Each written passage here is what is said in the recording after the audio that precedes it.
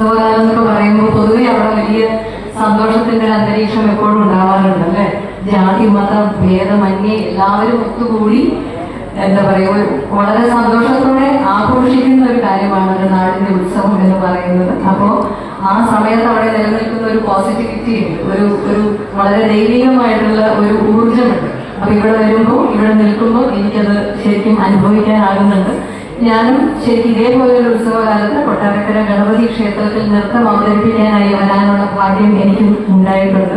അന്നും ഇന്നത്തെ പോലെ തന്നെ അന്നും എന്നെ വളരെ സ്നേഹപൂർവ്വം അതിലേക്ക് ക്ഷണിച്ചതും ക്ഷേത്രത്തിന്റെ ഒരു നേതൃത്വത്തിൽ ആ പരിപാടി സംഘടിപ്പിച്ചതും പ്രിയപ്പെട്ട വിനായക അജിത്തും അദ്ദേഹത്തിന്റെ സഹോദരൻ ശരത്തും അങ്ങനെ എല്ലാവരും കൂടെ ചേർന്നതാണ്.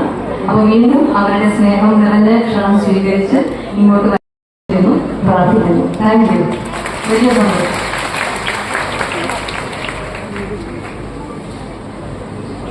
അത് നിലവിൽ